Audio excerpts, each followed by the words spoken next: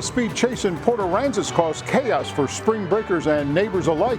Neighborhood News reporter Aaron Holly looks into the crash and speaks with some locals who are upset that this happened. Plus, another scare outside a Southside apartment complex leads to more questions and concerns. Neighborhood News reporter Tony Jaramillo went back to the Caspian apartment for answers. And in Taft, the police chief still has a job. Neighborhood News reporter Adam Beam was there for the third attempt from city leaders to hang up his badge and tells us what happens now. Chris 6 News at 5 starts right now.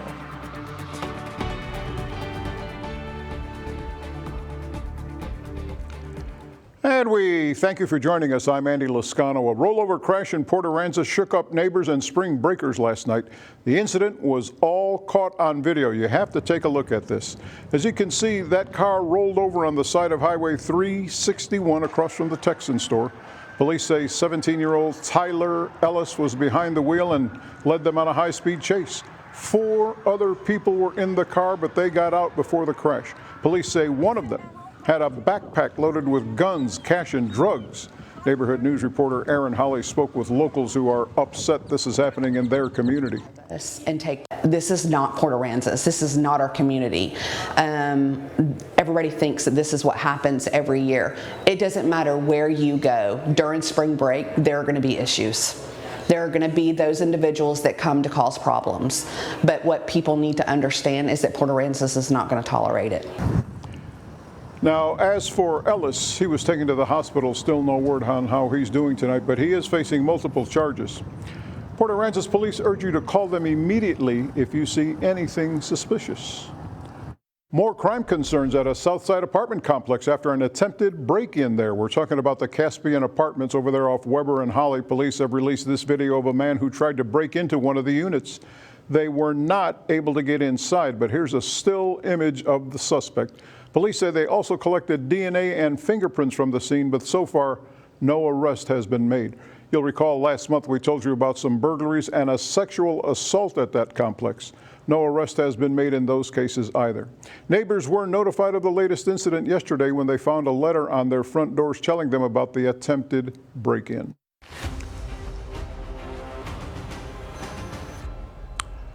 So a local apartment complex at the center of a crime investigation now facing scrutiny over its online reputation. Screenshots show the property manager asking for positive reviews from friends and family less than 2 weeks after our initial report.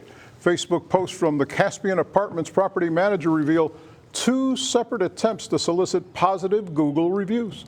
Realtor Reba Gandara says apartment hunters rely on authentic online feedback. They look at the reviews before we even decide to go look at the apartments, because the reviews are important in regard to what the community who lives in those apartments or may no longer live in those apartments or live around those apartments are saying. Our investigation found another trend. Several recent 5-star reviews came from people who liked the manager's Facebook posts. Neighborhood News reporter Tony Jaramillo will have the full story coming up at 6. As we first reported last night, a third attempt at firing Taft Police Chief John Landreth failed to pass.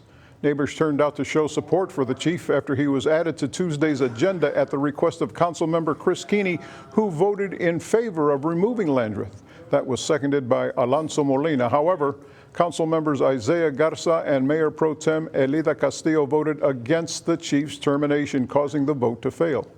Neighborhood News reporter Adam Beam caught up with the chief, who once again thanked the community for its support. It's really nice to have that support. It really is. And that's what keeps a lot of us in the fight. And I think some of this is our hard work putting in and their gratitude for the way we do the job. Now, to catch the full action of last night's meeting, you can just head to our website, christv.com. So the city's revised drought contingency plan takes effect today, with several key revisions that officials say make it more of a residents first approach. Under the new plan, outdoor watering with sprinklers is still prohibited, but you can now use a handheld hose or a 5-gallon bucket. Washing your car at home is prohibited if you use a hose, but you can wash by hand with a 5-gallon bucket. Stage 4 has now been renamed to a water emergency. Residents who don't follow the drought contingency plan face fines of as much as $500 per violation. Now, one of the changes creating a lot of pushback from some residents has to do with monthly water usage and surcharges. The monthly usage for residents before surcharges kick in has been changed from 3,000 to 7,000 gallons. For residential customers under Stage 3 restrictions, a surcharge of $2 kicks in for every 1,000 gallons above the $7,000 or 7,000 gallon threshold. Now let's look at what happens to that fee structure under a water emergency, which used to be Stage 4. Residential accounts would pay a surcharge of $4 for every 1,000 gallons above the 7,000 gallon threshold. It's a lot to digest there. Now, as if to underscore how bad our drought is, instead of rain, it was dust that was falling out of the sky today. A line of dust blew into the coastal bend along with our latest cold front. That dust gave us this hazy look earlier today, and let's raise it up a notch. This satellite view of the state clearly shows that line of dust that blew in along with the cold front. In San Antonio, there were even reports of blowing dust this morning. So with all of that, let's send it over to meteorologist Julia Quady for a first look at our forecast. How are things looking out there this evening, Miss Quady? Hey there, Andy. So things are looking better, at least in terms of that dusty, hazy situation that we had earlier this morning throughout parts of this afternoon. That cold front, while that dust and haze was at the leading edge of it, now that that cold front has pushed on through, that's now giving us now a clear sky. We can see that sunshine coming on through. We got a little bit more peaks of that blue sky as well right now this afternoon as we take a look at our CCD sky cam over at Snoopy's Pier. Right now we can still see that haze though now pushed on over towards our coastal waters, no longer in our neighborhoods for us this afternoon. Temperatures are on the rise though, warming up towards the upper 80s throughout most of our neighborhoods at this moment. Here in Corpus Christi sitting at 87 degrees, as well as Robstown and Mathis matching at that temperature. 89 over in Kingsville. That's also due to that cold front's passage, giving us a bit of an uptick in our temperatures throughout this afternoon. Now our wind speeds, that's also related towards that cold front's passage. We have them coming in from a northerly direction, going around 20 miles an hour top throughout a couple neighborhoods. We also have a red flag warning currently in place. Now more details on that coming up. I'm Tyrese Moon, your Kingsville Neighborhood News reporter. More than 40 kids from an Oklahoma church traveled more than 8 hours to fix homes and give clothes to people in need. I talked with kids who told me they wanted to be a blessing for neighbors in the coastal bend. Around the Kingsville and Bishop area, neighbors like Andrea Puente are struggling to repair homes due to financial strains. So then I was just, worried and thinking, how am I going to paint my house? Because it costs a lot of money. How am I going to fix my deck? It's a lot of money. Luckily, a relative of Andrea's decided to register her home for improvements. And with the help of these guys, she finally did. So here it is. Here's my blessing. The help came from teens with the First Baptist Church from Ardmore, Oklahoma. These teens travel 500 miles with one goal in mind. We're on spring break right now, and we just really wanted to come and serve the Lord. I mean, this is just a wonderful experience to come and visit Kingsville, and the people here are just so nice and kind, and we just want to come and spread the gospel and also just help out. Since arriving Sunday, the teens have done just that by repairing homes, giving away clothes, food, and more to help. And it seems they're liking the work. Man, I'm having such an awesome time. And neighbors are grateful. I really see a lot of gratitude, like just gratitude truly pouring out of them. They're truly so thankful that we even gave up our spring break just to come here.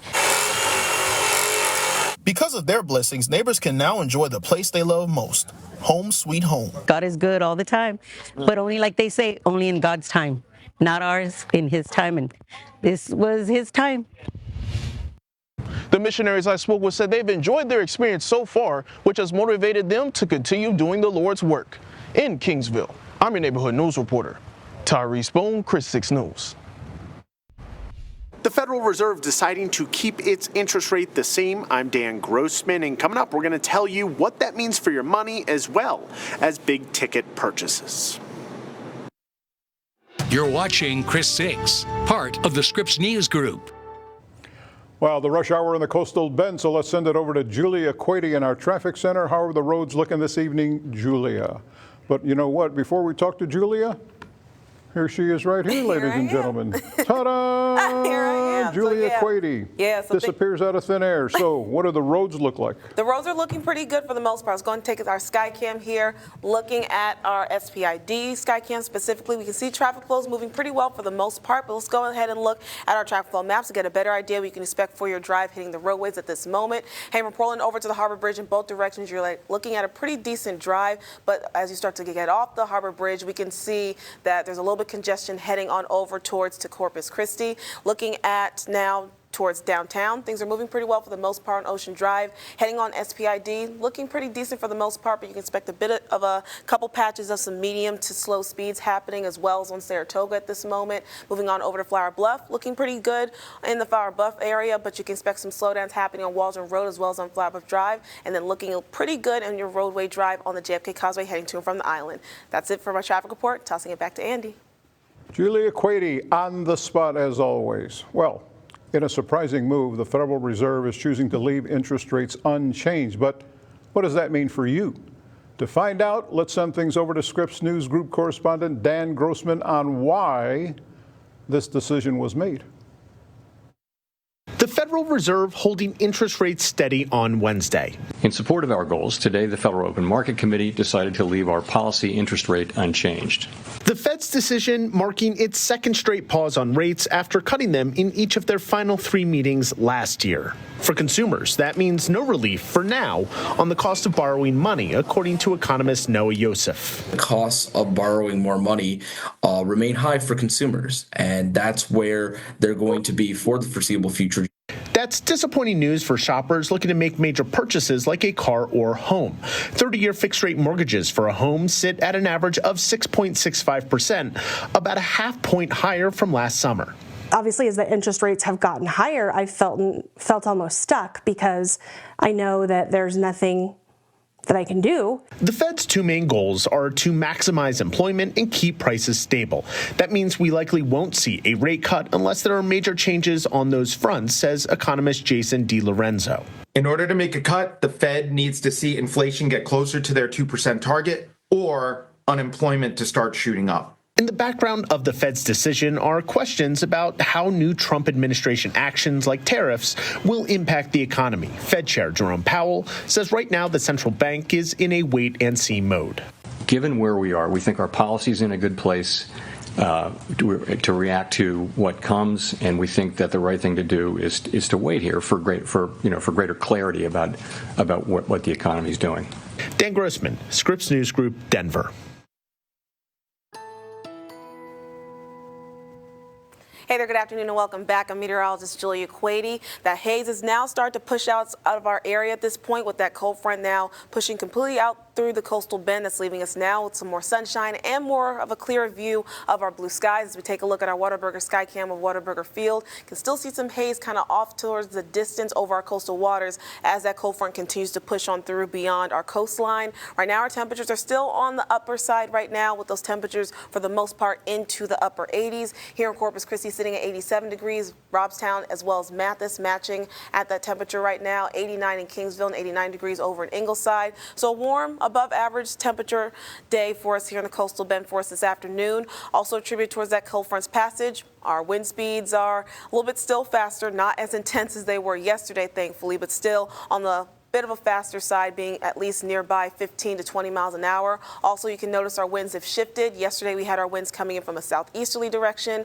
Now with that cold front passage, winds are now consistently coming in from a northerly direction. That's what also kind of fed in towards that dusty, hazy conditions that we had earlier this afternoon. Now taking a look at a specific neighborhood, we're looking at over towards the south side thanks to our Chris 6 neighborhood news or neighborhood weather network there. We can see our winds are kind of clocking around 22 miles an hour throughout some neighborhoods here on the south side. So that's going to mean that we're still dealing with some breezy conditions that still adds towards our fire danger that I'll get into in just a moment. Right now, looking at our wind gusts, we can see those are going to be upwards around 24 miles an hour, increasing during the overnight hours to around 35 mile an hour wind gust speeds, and then decreasing as we look ahead towards our Thursday morning as we start our day, seeing those wind gusts then decreasing to around 28 miles an hour. Now, also with those wind speeds, more so with those wind directions, though, coming in from a northerly direction with that cold front, that's directly are affecting our dew point values, just rehashing and reestablishing dry air and dry conditions back into our forecast. So all across coastal Bend, we'll see our current dew point values well below that number 40, indicating that we have dry air in place. We're looking at, for the most part, dew point values into the 20s or even into the teens throughout some neighborhoods. So as we kind of been harping here at Chris 6 News for quite a while now, the few ingredients that you need that creates fire danger is dry vegetation, dry air, and fast moving wind speeds. So that's giving us more elevation in our fire danger for today. So we have a red flag warning in effect across the coastal Bend, quite frankly across South Texas, that's going to be in place until 9 o'clock tonight. So you just want to make sure you continue to be careful and just mindful of any outdoor activities to keep yourself safe. Now, looking ahead towards tomorrow, as well as we look ahead towards your Friday, we'll continue to see that we'll still be under elevated fire danger continuing through at least the remainder of your work week. So you just want to continue to practice that caution to keep yourself and your neighbors safe. Here's that cold front, though, that's giving us that elevation of fire danger. That's also cleared out that dusty, hazy conditions. Now it's going to continue to push on through, going over towards the coast, leaving, of course, dry air in its wake.